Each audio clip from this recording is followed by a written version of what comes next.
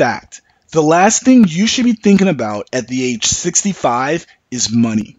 The last thing you should be thinking about at age 25 is money. Learn how to trade stocks online with goldenpennystockmillionaires.com and see how you can take as little as $250 and see it turn into blockbuster profits. I'll tell you what, click the link below this video and I'll give you more information on how. Click the link below this video to learn more. You ought to be happy where you are working, and I always worry about people who say, you know, I'm going to do this for 10 years. I really don't like it very well, and then I'll do 10 more years of this. I mean, that's a little like saving up sex for your old age. I mean, not a very good idea. When I started Microsoft, I didn't think of it as all that risky. You've always got a job with me, Bill. And the thing that was scary to me wasn't quitting and starting the company. It was when I started hiring my friends, and they expected to be paid.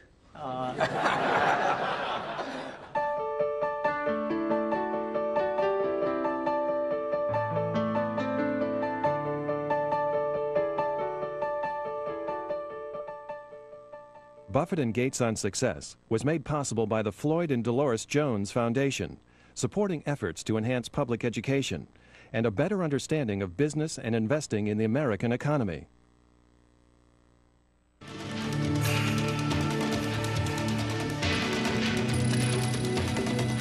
This program is brought to you by the NASDAQ stock market.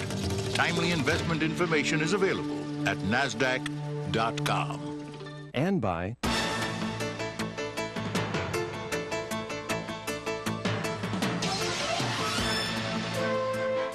the New York Stock Exchange.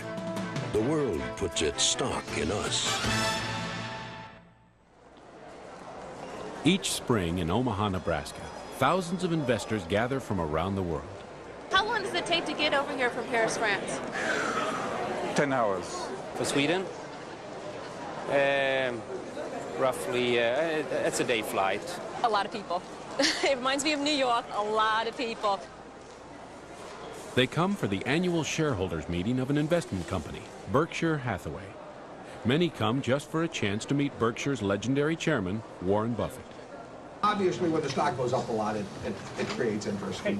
During the past 4 decades, Buffett's uncanny success in picking stocks has made big money for Berkshire shareholders, including Buffett himself. His net worth is estimated at more than $30 billion. One highlight of the annual meeting is Berkshire Hathaway Day at an Omaha Royals baseball game. Buffett throws out the first pitch. Books analyzing Buffett's investment philosophy have acclaimed him the world's greatest investor. But he's made his fortune in companies well known to all. Companies such as Coca-Cola, Gillette, and Dairy Queen. He avoids anything high-tech. So how long have you been using the computer? Yet one of Buffett's good friends is Bill Gates. Microsoft's co-founder and CEO is 26 years younger. His enormous success has come from a technological revolution that he has done much to pioneer and popularize. Gates started Microsoft with his high school friend Paul Allen when Gates was still in his teens. Their investment, $1,500. Ski jumping. The ski jumping, that's pretty exciting, isn't it? Today, Microsoft's annual sales exceed $14 billion. It is the world's leading developer of software for the personal computer. And Gates is the PC's globe-trotting evangelist, celebrating its many benefits. Am I going to have time to get everybody? Okay. Success has made Bill Gates the world's wealthiest and perhaps most famous entrepreneur.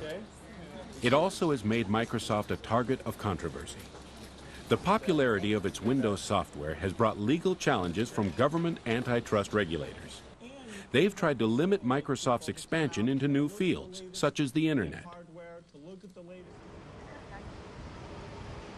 Bill Gates and Warren Buffett share a restless curiosity and fascination with the future. Together in the spring of 1998, they came to the campus of the University of Washington in Seattle. They came to share their experience and their combined wisdom in conversation with students from the university's business school. Young people overflowed the Student Union Auditorium, for an extraordinary conversation with two of the most successful business leaders of our time. So please join me in giving a University of Washington Business School welcome to Bill Gates and to Warren Buffett.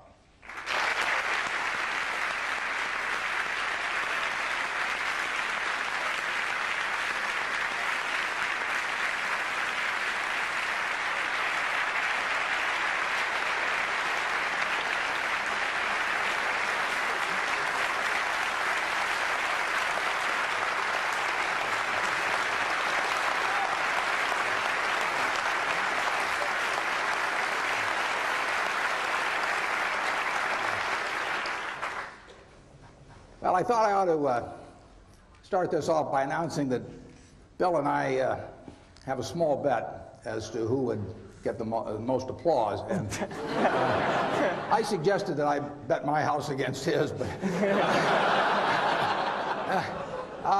we settled on a small sum, but evidently it isn't so small to Bill because just before we came out, he gave me this Nebraska Cornhuskers shirt to wear, and he puts on this purple shirt.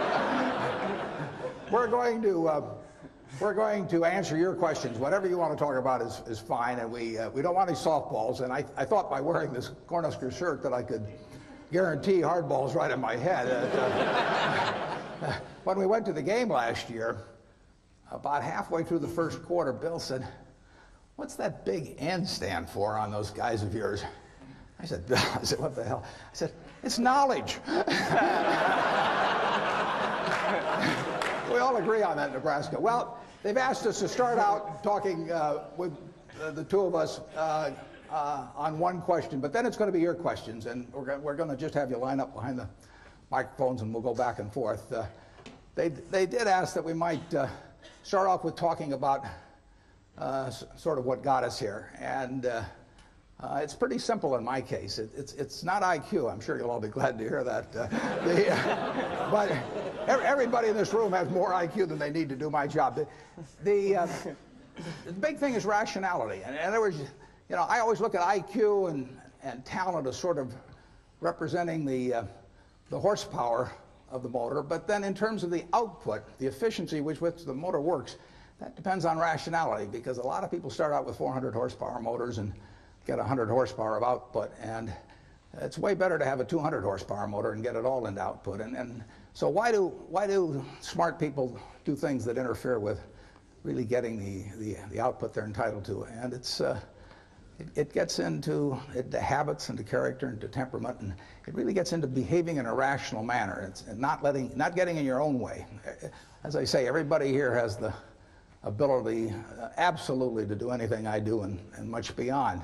And some of you will, and some of you won't. But it will. The ones that won't, it will be because you get in your own way. It won't because the world doesn't allow you to. It will be because you don't allow yourself to. So I have one little suggestion for you. Pick out the person in the class that you admire the most, and then write down why you admire them. Put down a list of qualities. You're not to name yourself in this, incidentally. And then put down the one that, frankly, you could stand the least in the whole group, and put down the qualities that turn you off in that person. And look at that list, and you won't find it's a bunch of things like throwing a football 70 yards or anything of the sort. The qualities of the first one that you admire are qualities that you, with a little practice, can make your own, and which, if practiced, will become habit forming. The chains of habit are too light to be felt until they're too heavy to be broken. I mean, my age, I can't change any of my habits. I mean, I'm stuck. But at your age, you know, you will have the habits 20 years from now that you decide to put into practice today. So I just suggest that you look at the habits you admire in others, or the behavior you admire in others, and make those your own habits, and you look at what you really find somewhat reprehensible in others, and just decide, you know, those are things you're not going to do. Ben Franklin did that a few hundred years ago, and it still works today. And if you do that, you'll find that you convert all your horsepower into output. So with that sermon, I'll let Bill give you another one, and then we'll get into your questions. Well, I think Warren's absolutely right about habit. I was lucky enough when I was quite young, to have an exposure to computers, which were very expensive and kind of limited in what they could do, but still fascinating. And some friends and I really talked about that and decided that they would change because of a miracle technology of chips into something that everybody could take advantage of. And we really thought writing software was a neat thing. We hired our friends who wrote software. We thought about what the potentials were and really didn't see any limit. And so that vision of getting our friends together, getting them to work as a team, really seeing what kind of tool this could be, a tool of what we talked about as the information age, where the key thing is magnifying your brain power instead of just your muscle power. And by pursuing that with a pretty incredible focus and being there at the very beginning of the industry, we were able to build a company that has played a very central role in what's been a pretty big revolution.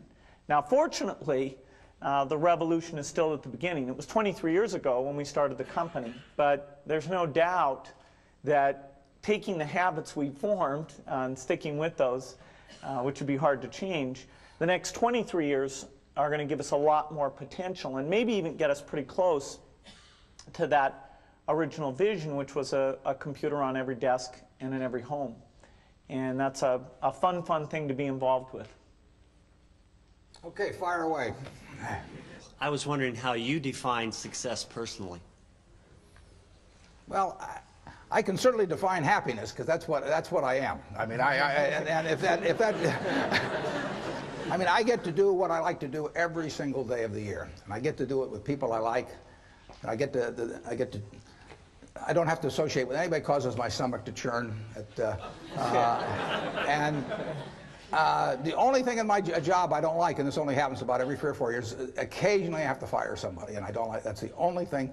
Other than I tap dance to work, and I get down there, and I think I'm supposed to lie on my back and paint the ceiling, or something like Michelangelo. I mean, that's the way I feel, and it doesn't diminish. It's tremendous fun. So, if they say that success is getting what you want and happiness is wanting what you get. Well, I don't know which one applies in this case, but I do know that I wouldn't be doing anything else. I mean, I do advise you, when you go out to work, go to work for an organization that you admire, people you admire, because it'll turn you on, and you ought to be happy where you are working. And I always worry about people who say, I'm going to do this for 10 years. I really don't like it very well, and then I'll do 10 more years of this. I mean, that's a little like saving up sex for your old age. I mean, not a very good idea. So get right in. You would recommend that. Get right into what you enjoy, and you'll be successful at it. You really will. I mean, you won't be able to miss. And that's. I don't regard what I do as the most important thing in the world at all, but it's right for me. I mean, I happen to be wired in a certain way that what I do works in this. If I had to do what Bill does, I mean, it lasts about 10 minutes, and that's true of a lot of things. But luckily, I kind of stumbled into the thing that I do best, and that it's worked out well. Bill? Well, I think that the key point there is you've got to enjoy what you do every day. And for me, that's working with very smart people. It's working on new problems. Every time we think, hey, we've had a little bit of success, we're pretty careful not to dwell on it too much because the bar gets raised. People's expectations of the products, we've always got customer feedback telling us the machines are too complicated, they're not natural enough.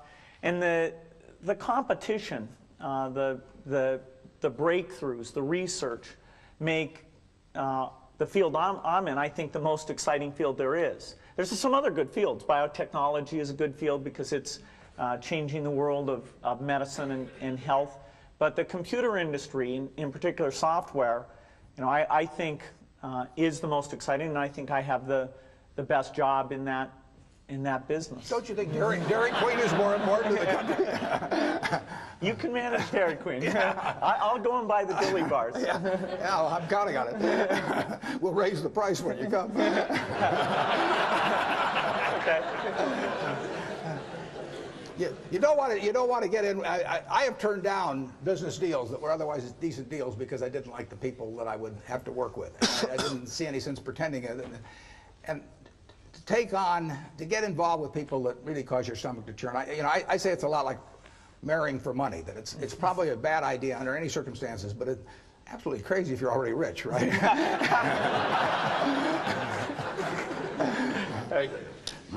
Both of you are innovators in your given industry. I was wondering what your definition of innovation is. Well, I don't do a lot of innovating in what I do. I mean, my job, I really have just two functions in my job. One is to allocate capital, which I enjoy doing, and the second one is to have a group of managers, to keep a group of people, 15 or 20 managers, enthused about what they do when they have no financial need to do it whatsoever. At least 3/4 of the managers we have are rich beyond any possible financial need. And therefore my job is to figure out how to cause them to want to jump out of bed at 6 in the morning and work with all of the enthusiasm they did when they were poor and starting. And if I do those two things, they do the innovation. But Bill innovates now. He can tell you about it.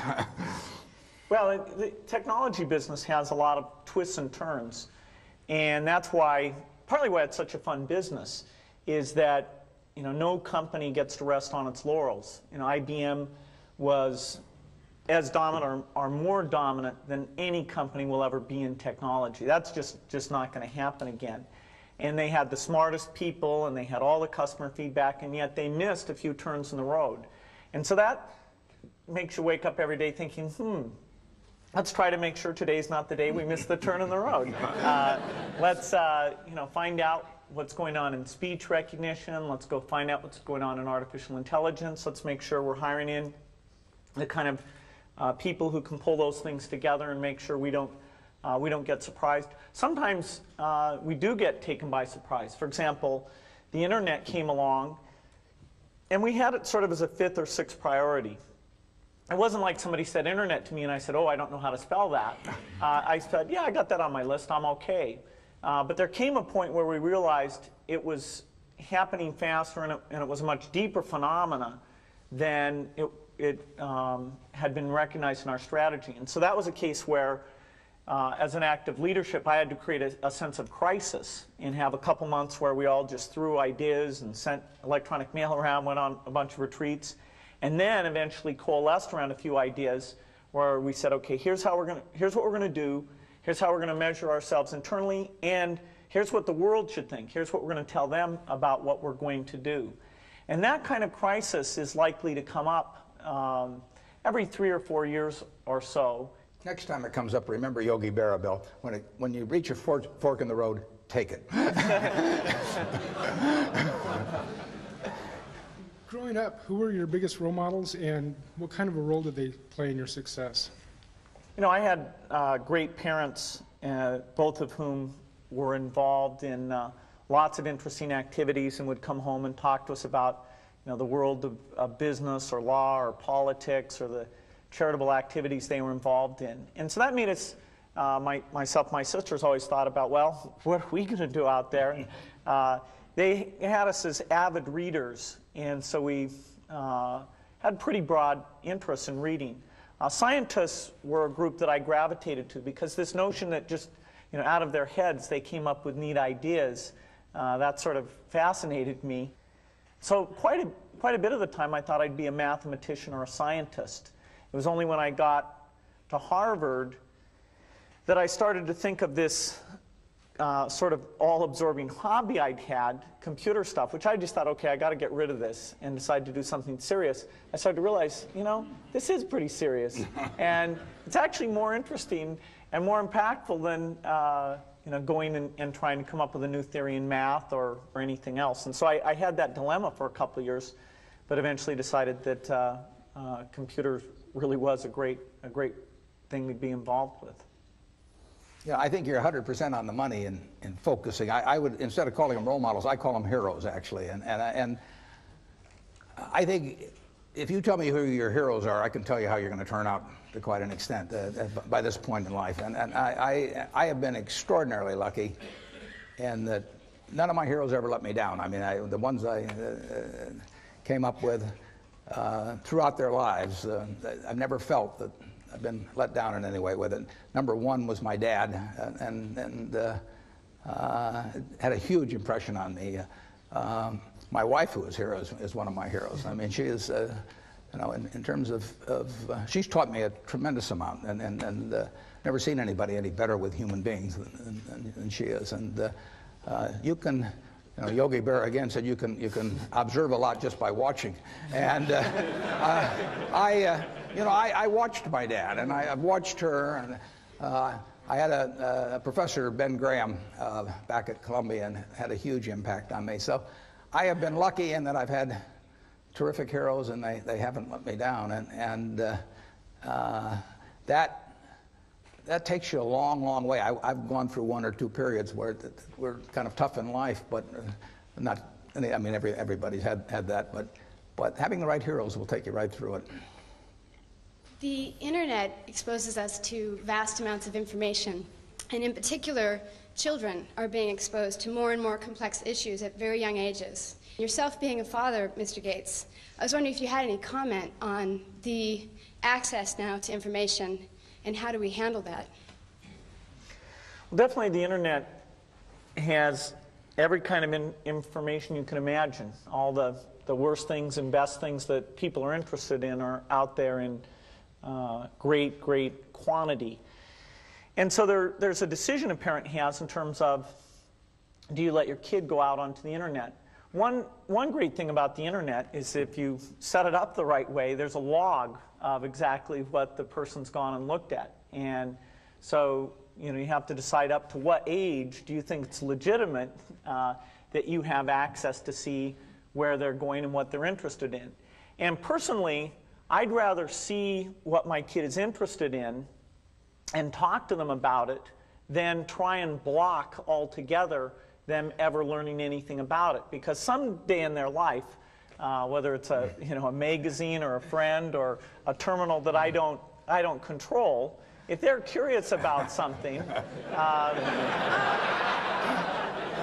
they're going to find out about it. And you know, my theory is not that, you know, my child will be okay as long as they don't hear about things. You want to have the full experience, and but I think on the whole, the fact that a kid has this tool to be curious about all these topics, that's got to be a fantastic thing.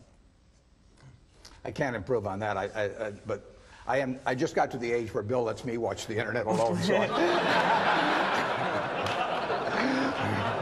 I've been trying.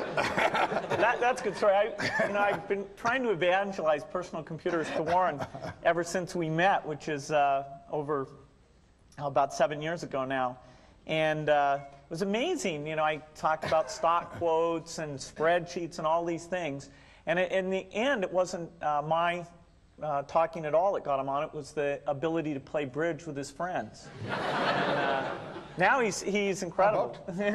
He's an addict. Yeah. Do you feel that technology has made businesses more efficient to the point where you can pay more for them? Well, I'm sure technology has made them more efficient, and if I thought otherwise, I'd be afraid to say so with Bill sitting next to me. But a lot of things in business, including maybe much of technology, really has the same effect as if you went to a parade and the band started coming down the street, and all of a sudden you stood up on tiptoe. I mean, in another 30 seconds, everybody would be on tiptoe. You know, it'd be hell on your legs, and you wouldn't be seeing any better. And there is that aspect to business, that there's a self-neutralizing aspect. Now, Bill, tell them how much technology you'll pay for. No, I think there's definitely a lift, a one-time lift, where you go from not using technology well to using it well, particularly if U.S. companies are doing that better than their competitors outside the United States. And so you get all this ability to communicate, and so you get global scale in a lot of businesses that wouldn't have had it before. If you look at the really big earners in that, who are generating this 20% return on equity, a lot of them are companies like Coke or Microsoft or Boeing or GE, which are going to that worldwide marketplace. And I know every one of those has been helped by technology. But that cannot explain why 10 years from now they'd be getting that type of return on equity. There's something almost certainly ephemeral about current conditions. Capitalism tends to be self-neutralizing in terms of improvements, but that's marvelous because it means we've got better everything than we could have otherwise. But the real trick is to stand up on tiptoe and not have anyone notice it. I mean, if you can do that, then you do very well. Yeah. Bill, Warren, the world is becoming a much smaller place, both in technology and in finance. How do you see yourselves as businessmen taking your businesses globally, and how do you view that individually as a person? Well, I've got an easier answer, so I'll let Bill think while I get the easy answer. We don't do it directly. I mean, our two largest commitments are Coke and Gillette, and Coke has 80% of their earnings coming from abroad, and it'll be larger in the future.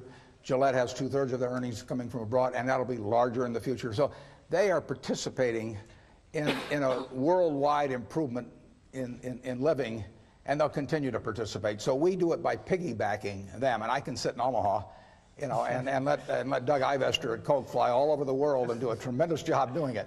Bill has to get out there and do it for Microsoft, and I'll let him tell you how. One great thing about our business is it is global. That what do you need in a spreadsheet? About the same thing in Korea and Egypt as you need in the United States. And the PC standard is a global standard. We have to do some adaptation for the local languages, and that's a fun part of our business, understanding bidirectional languages and the large alphabets that you have in Chinese, Japanese, and Korean. And over the years, we've gotten very, very good at that. In fact, our market share is much higher outside the United States than it is inside the United States, because it's relatively hard to set up subsidiaries, understand local conditions, local distribution, and relationships. And so since most of our competitors are in the US and aren't as good at doing international business, we thrive even better in these other countries.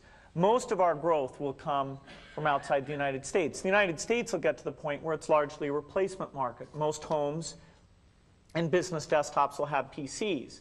Now, that doesn't mean they won't replace them, that they won't want better software that can see, listen, and learn. But outside the US, we still have that early slope phenomena. So it's very much a global business. When you think about it, many of you are probably too young to remember with clarity. Anyway, 15 years ago, this country almost had an inferiority complex about its ability to compete in the world. And you know, and with software and the whole the development of the computer, now the rest of the world is looking to us, and you know, Bill has played a big part in that. I mean, he has contributed in a major way to a change in our attitude about this country and the world's attitude about this country. So, what impelled you to make a trip together to China in 1995, and what's your perception before and after the trip? And most interesting, the next question is, what has that trip affected your global business decision in that region since? Well, we went to China for a lot of reasons, partly to relax and have fun. We found a few McDonald's there, just so we didn't feel too away from home. It was also exciting to go and see all the changes taking place. I mean, it's so amazing what's going on there. And we saw different parts of the country, got to see some of the leaders. It's a market that you know, Microsoft had already been investing a lot, and we've upped that quite a bit since then. Although about 3 million computers get sold every year in China, people don't pay for the software.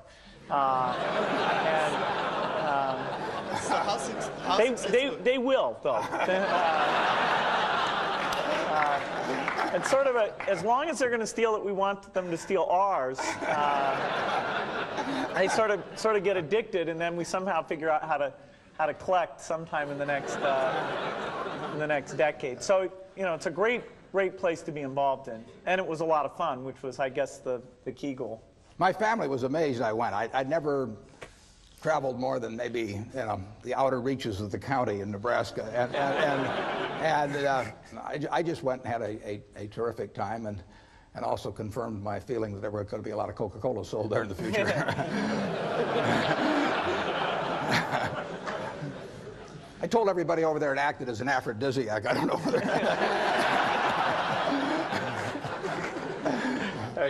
As two of the most successful business people in the country, what role do you see for yourselves in giving back to your respective communities?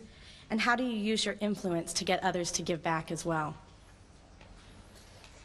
Well, I think we both have quite a similar philosophy on that.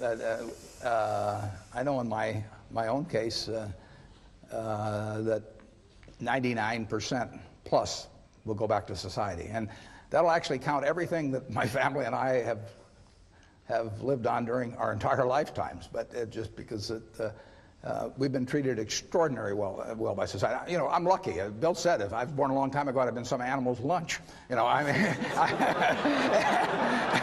I don't run very fast. You know, but I'm wired in a particular way that in a market economy, big capitalist economy, lots of action. I'm well adapted for that. I'm not adapted for pro football. I'm not adapted for violin playing. I happen to be in something that pays off huge in this society.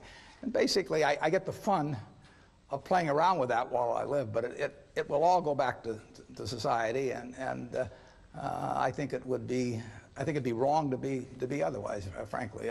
If I'd been dropped down in some remote country or in almost any other place in the world, I wouldn't have been worth a damn. I mean, I am here because of a tremendous society that surrounds me, and the fact that I happen to be well adapted to a certain part of it. And so it's all going to go back to society, and I know Bill feels very similar.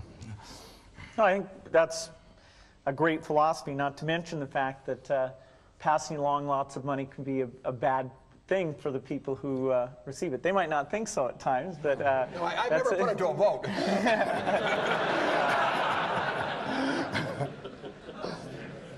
No, I really don't think it's. I don't think it's right that frankly, I don't think it's right that the quarterback of the Nebraska football team next year should be the eldest son of the quarterback of 22 years ago. Nor do I think that our Olympic team in 2000 should be chosen as to be from the same family that was on the Olympic team in all the respective sports in 1976.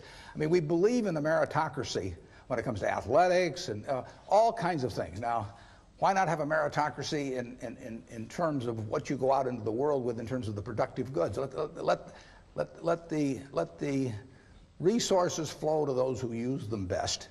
But then I think they ought to give it back to society primarily when they get through. I do not believe in a divine right of the womb. I mean, I do not think that that if you select the right womb that you're entitled to do nothing the rest of your life. It doesn't make any sense.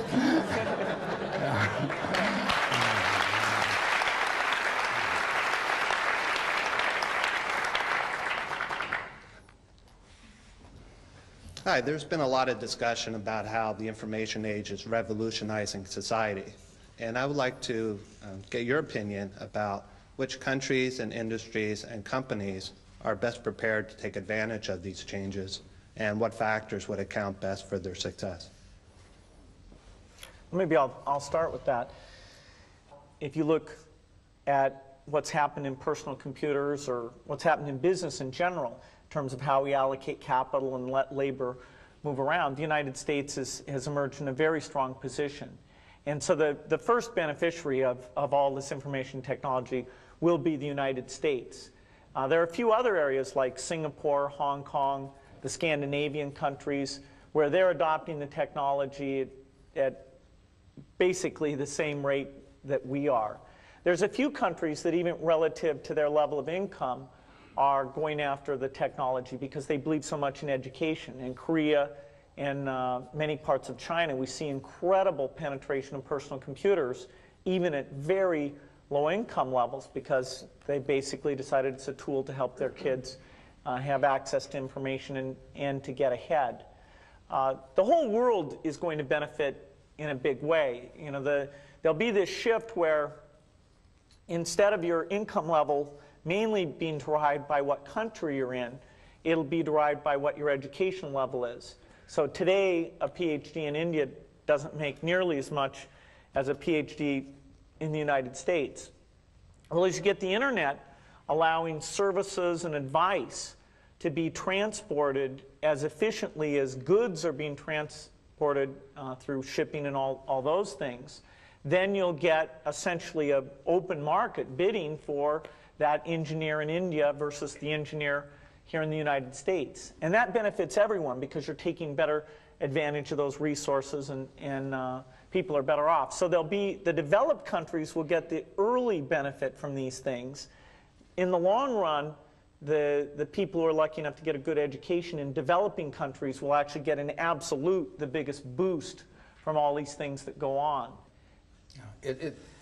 I didn't get it at first, but it's huge, and it will change the world, the technological revolution, in dramatic ways and quickly.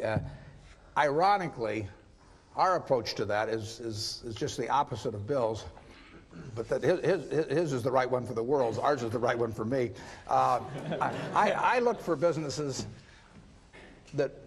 where I think I can see what they're going to look like in 10 or 15 or 20 years. We don't own any, but if you take Wrigley's chewing gum, I don't think the internet's going to affect how people chew gum. You know, and Bill probably does. I mean,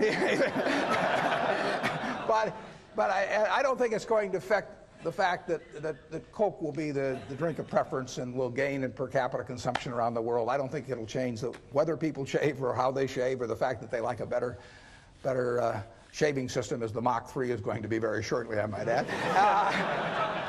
So we are looking for the very predictable, and you won't find the very predictable in what Bill does. You'll find the more exciting things, the things that are going to change society more. And so I have a little different opinion. As a member of society, I applaud what he's doing, and as an investor, I keep a wary eye on it.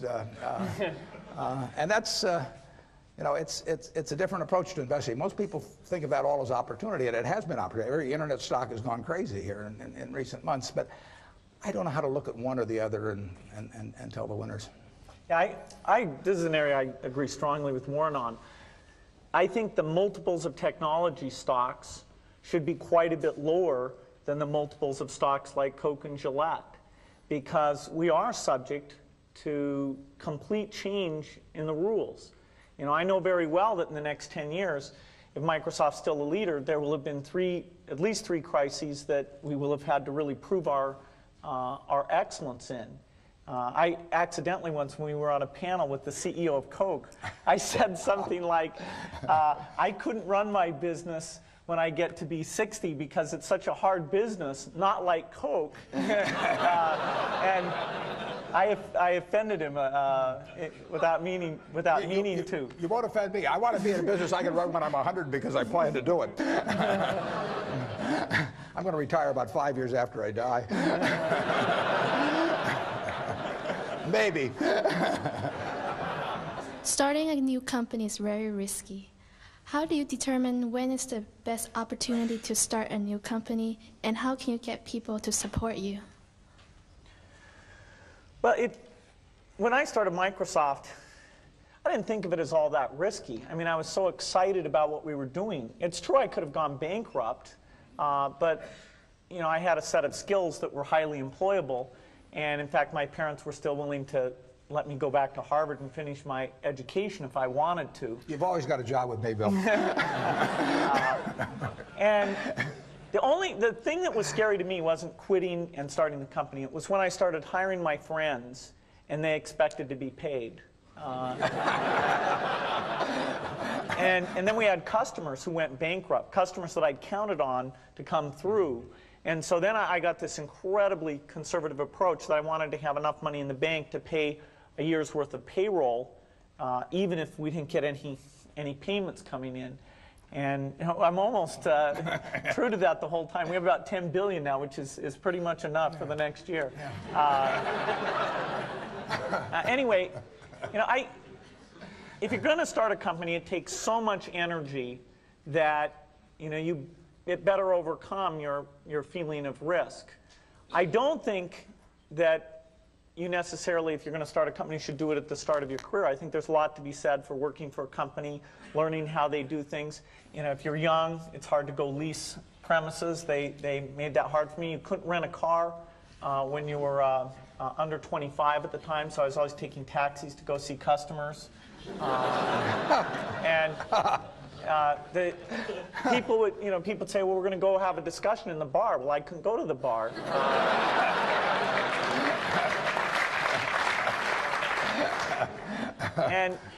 But you know, that's fun, because I'll tell you, when people are first skeptical and they think, oh, this kid doesn't know anything, then when you show them you've really got a good product and you know something, they actually tend to go overboard and they think, whoa, you know, they know a lot.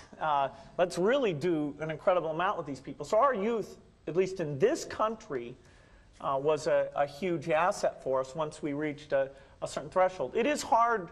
It's hard to hire older people because they'll be a little bit conservative about whether they should come and take the risk. And it took 3 or 4 years before we could go out into the normal sort of employment pool. But those problems that come with starting a firm, you better think of those as part of the pleasure, part of the challenge that is part of the excitement. I was curious what each of you felt was the best business decision you'd made throughout your career. The best what? Business decision. I think just jumping in the pool, basically. I mean, I've always enjoyed what I've done, and a few things have worked out very well. And the nice thing about the investment business is that you don't need very many. But you'll see plenty of times when you get chances to do things that just shout at you. And the thing you have to do is when that happens, you have to take a big swing. I mean, that is no time to be reading a book on the theory of diversification. I mean, that is the time to put very significant. When you find something where you know the business, it's within your circle of competence, you understand it, the price is right, the people are right, then you take your thumb out of your mouth and you barrel in. We were talking at breakfast this morning about of all Warren's investments decisions, which was the worst decision?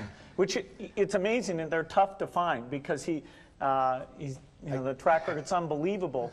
But we, I think, decided that by some metric, buying the company that his company is named after was probably the worst investment decision.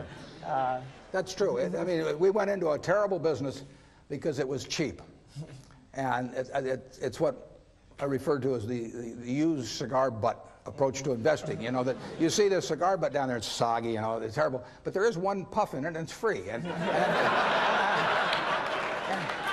that's what Berkshire was when we bought it. I mean, it was selling below working capital. Actually, buying Berkshire Hathaway, buying control of it, was probably the biggest single bad decision that I've made. And then I made all kinds of decisions that have cost us billions of dollars, but they've been mistakes of omission rather than commission. I mean, there were businesses that we knew enough to buy a lot of. I don't worry about not buying Microsoft because I didn't understand that business. So I didn't understand Intel. But there were businesses that I did understand. Fannie Mae was one. I mean, I made a decision to buy it, and I didn't execute. And we would have made many billions of dollars on something that was within my circle of competence, and I didn't do it. And you don't see that. Conventional accounting doesn't record that. But believe me, it happened. In my case, I'd say my best business decisions really have to do with picking people. Deciding to go into partnership with Paul Allen is probably at the top of the list. And then subsequently hiring a friend, Steve Ballmer. And having somebody who you totally trust, who's totally committed, who shares your vision and yet has a little bit different set of skills, and also acts as a check on you. Some of the ideas you come up with, you run by them because they're going to say, hey, wait a minute, have you thought about this and that? And just, the benefit of sparking off of somebody who's got that kind of brilliance, it's not only made it fun, but it's really led to a lot of the success. So picking a partner is crucial. Yeah, and I've had a partner like that, Charlie Munger, for a lot of years, and it does for me exactly what Bill was talking about. Charlie, and so you have to calibrate with Charlie, though, because Charlie says everything I do is dumb. But, but if he says it's really dumb, then I know it is. But if he just says it's dumb, I take that as an affirmative vote. Go ahead. If you can change one thing in your life, what would it be and why? My age. You know, I never look back. I just don't. I don't worry about anything. I mean, so I consider myself unbelievably lucky. So the idea of saying I could have even been a little luckier if this or that had happened, you know, I mean, you know, I could have been a lot better looking, or I could have been a better athlete, or all that stuff. But so what? You know, you play the hand you get, you play it as well as you can, and you're thankful if you're lucky enough.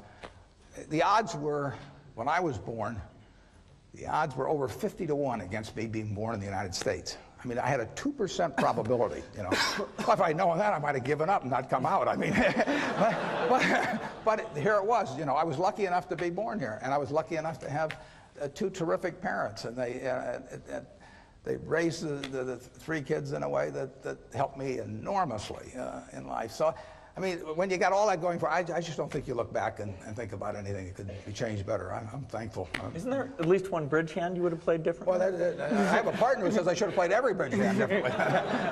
I asked her one time, I said, how should I play that hand? And she said, under an assumed name.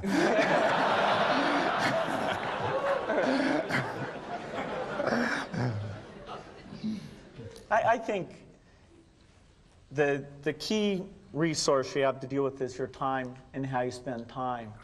And I'm pretty rigorous at looking back each year. I even get my friend Steve Ballmer to come in and look at my schedule and criticize, hey, you didn't really need to spend time on this or that. And that's pretty useful, because you know, if I can get more time to sit down with the engineers, if I can get more time to get out with some customers, those are the things I just love to do. And you know, it just gets me excited. It clears my mind, and so you know, I'm always trying to make sure that I'm only doing the things that are important.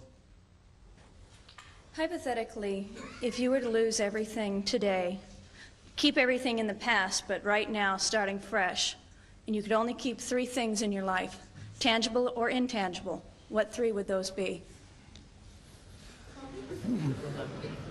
Well, I'm not sure how you define the 3. I mean,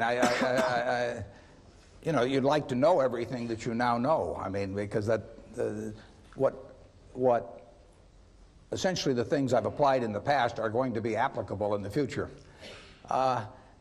This may sound, if I lost it all without losing any money of any other people, it wouldn't bother me a lot. If I took other people down with me, it would kill me. You know? I mean, you know, that is the one thing that would just that would destroy me, because I wouldn't be able. I'm not sure I'd recover from that. But if it was just my money, it wouldn't make any difference at all, because I'd keep living about the same. Have to give up the plane. I'd give you a job. Yeah, but I mean, I eat the same way everybody in this room eats. You know, he eats a lot worse than you guys do. Well, depends how you define worse, but I think you're right.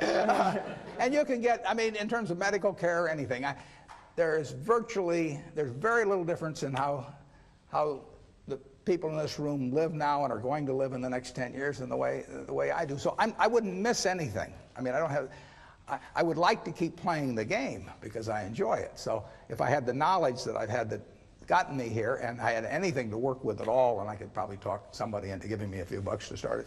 But I would have a lot of fun playing the game again. I mean, it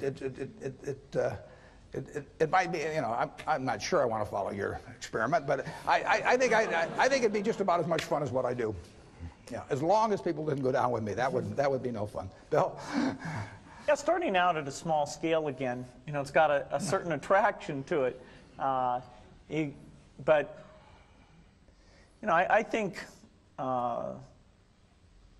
it's interesting. Our business is not one where money makes that much difference at all. You know, in fact, somebody was saying to me recently that you know, Microsoft has such a strong position in our business, and I was saying, hey, if you took 30 of the top people and drafted them over to the other team, the score would change, you know, very, very quickly. First of all, not only would the 30 go, the people who like working with the 30 would go with them. And so that there's not some asset there. It's, all the products are going to be obsolete very, very rapidly. It's the people and their sense of how to do things and their enjoyment and working with each other. And, it'd be a shame to give that up. But, starting another company like that again, I'd have a blast doing it. In light of public controversy that's caused a lot of confusion in my mind and has polarized most of my friends and associates, and perhaps has caused one or both of you to lose some sleep, I'd like to ask you to share your perspective of what purpose or what appropriate role antitrust legislation should play in American business. I am no antitrust scholar. I think well, I met Bill 8 years ago, and he's a terrific teacher, and so he spent about 6 or 7 hours explaining his business to me. And he actually, I mean, here I am, the world's biggest dummy on technology, but he explained it to me pretty darn well. And when he got through with it, I bought 100 shares of stock just to keep track of him. And I think that shows two things. One is that I got an IQ of about 50. And the second is, I didn't think he had any monopoly.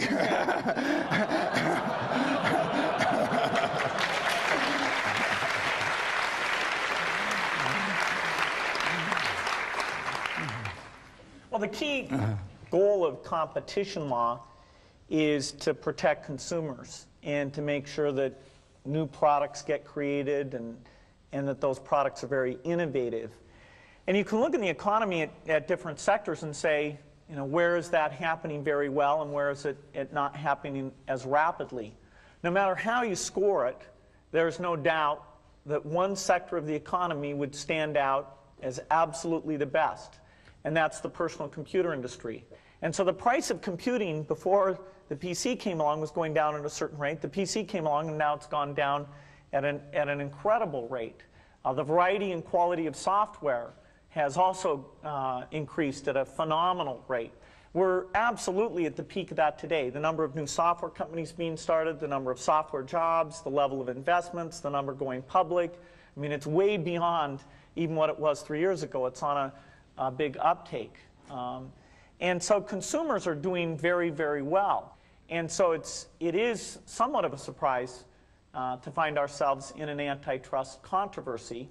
And, thank goodness for the judiciary, which is an environment where facts are tested in an appropriate way and people can see, has the competition worked in the way it should? Has it been beneficial to consumers? And there's no doubt in our mind where that's going to come out.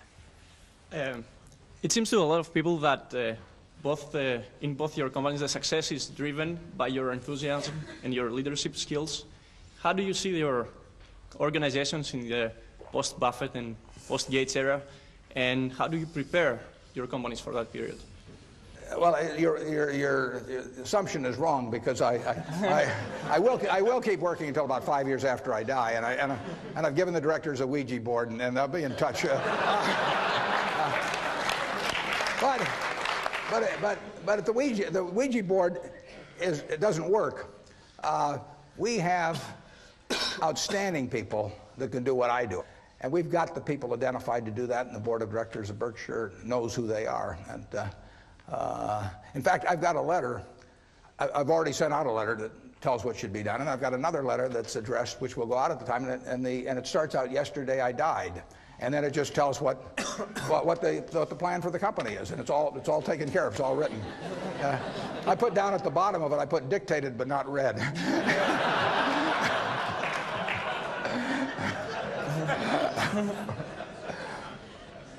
Yeah, my attitude is a lot like Warren's. I want to keep doing what I'm doing for a long, long time. I think probably a decade from now or so, even though I'll still want to be totally involved with Microsoft because it's my career, I will pick somebody else to be CEO. And see some hands in the audience. That's a big transition for a company. Sometimes you find somebody who does better. and sometimes you don't. And no, I actually am interested in people who want the job. It's got some fun parts to it.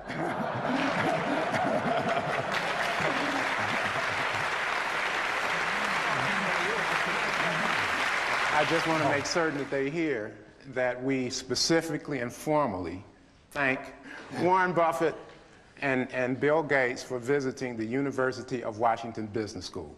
And please show them your appreciation as I show them out of the auditorium. Thanks again. Hey, are you ready to make some serious cash by taking advantage of a little-known secret that Wall Street players do not want you to know about? Click the link directly below this video and head over to the Golden Penny Stock Millionaire site today. Find out how it's possible for you to become a stock trader right from the comfort of your home by simply having a computer and an internet connection. Click the link directly below this video and let's get started.